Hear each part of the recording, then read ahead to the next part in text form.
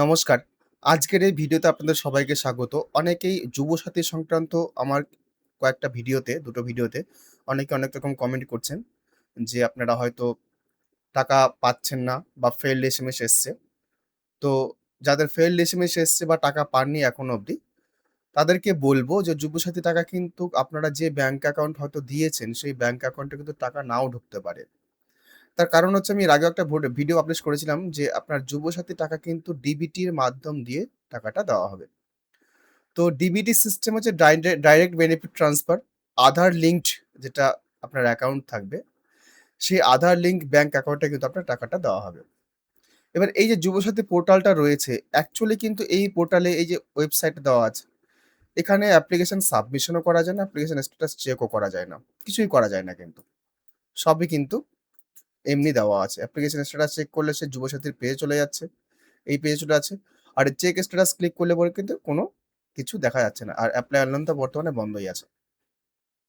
তো সেটা দেখে নিন যে চেক স্ট্যাটাস করলে এখনো সেই অপশন দেখাচ্ছে, এপ্লাই অনলাইন করলে পরে অ্যাপ্লিকেশন ক্লোজড এরকম দেখাচ্ছে। তো এই হচ্ছে ব্যাপার যুবসাথী অ্যাপ্লিকেশনের ব্যাপারে। আর ডিবিটি আপনারা কি করে বুঝবেন? এর আগে যদিও আমার একটা ভিডিও পাবলিশ করা ছিল ডিবিটির ব্যাপারে, তবুও আমি এই ভিডিওটা আবার পুনরায় করছি। সেই ব্যাপারটা নতুনভাবে দেখানোর জন্য। যে ডিবিটি সিস্টেমটা কি করে অ্যাক্টিভেট করবেন বা কি করে বুঝবেন যে আপনার কোন ব্যাংক অ্যাকাউন্ট এড আছে। তো আমি একটা আলাদা করে ট্যাব নিয়ে নিচ্ছি এবং সেখানে লিখছি এনপিসিআই। আগে আপনারা দেখে নিন যে আপনার ব্যাংক অ্যাকাউন্টের সঙ্গে বা আধার কার্ডের সঙ্গে কোন ব্যাংক অ্যাকাউন্ট লিঙ্ক করা আছে। তার জন্য কিন্তু আপনাকে অবশ্যই আপনার আধার কার্ডের সঙ্গে মোবাইল নাম্বার লিঙ্ক থাকতে হবে। এবার এটা কিন্তু মোবাইল দিয়েও করতে পারবেন। মোবাইল দিয়ে করলে পরে স্ক্রিনটা একটু অন্যরকম আসবে। দেখুন এই যে 3 লাইন, 3 লাইন আসবে। তারপর কাস্টমার আসবে। তারপর ভারত আধার সিডিং এনেবলার এটা আপনাকে ক্লিক করতে হবে। এটা মোবাইলের স্ক্রিনের ক্ষেত্রে আসবে। এটা আমি একটু বড় করে দিচ্ছি।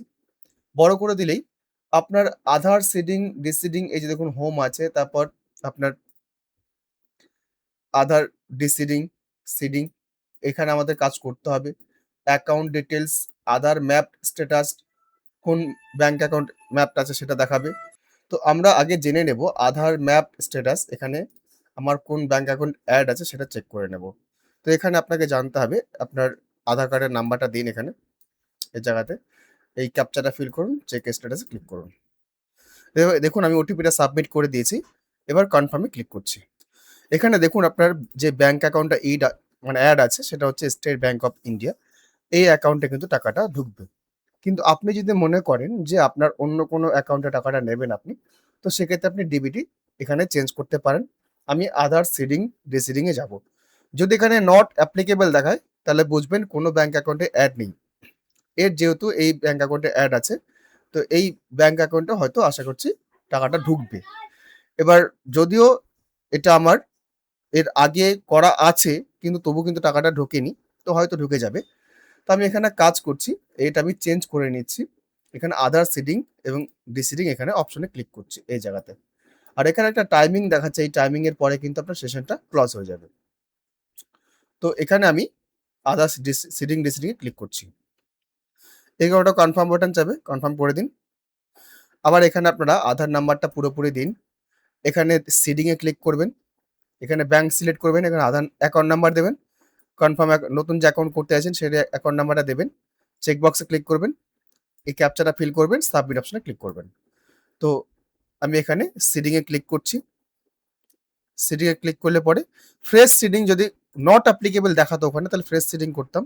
আমি এখানে করব movement from one bank to other bank, অর্থাৎ অন্য আপনার স্টেট ব্যাংক আছে, স্টেট ব্যাংক থেকে আমি অ্যাক্সিস ব্যাংক করতে চাই, সেক্ষেত্রে এই ৩ নম্বরটা করব।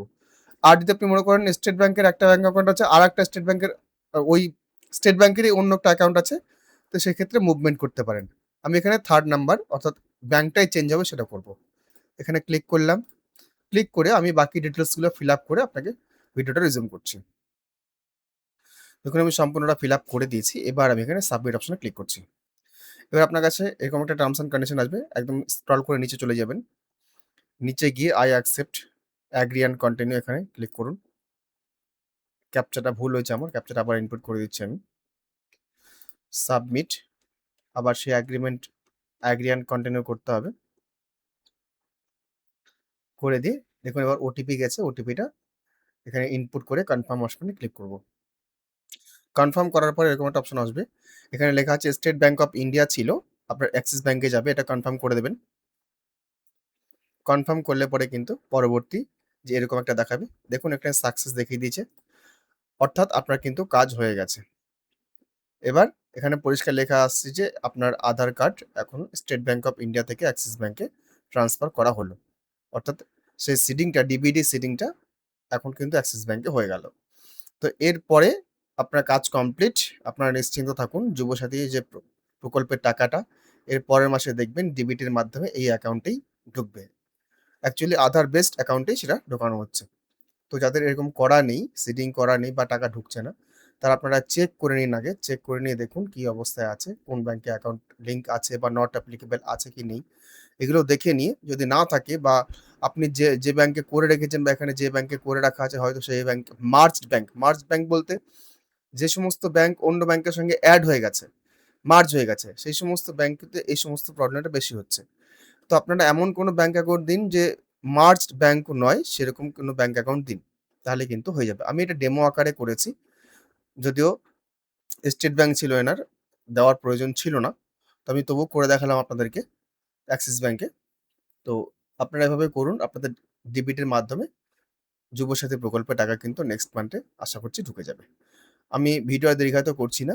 যদি ভিডিওটি ভালো লাগে অবশ্যই একটি লাইক করবেন, অন্যদের জন্য শেয়ার করবেন। চ্যানেলে যদি প্রথমবার হন চ্যানেলটি সাবস্ক্রাইব করবেন। ধন্যবাদ।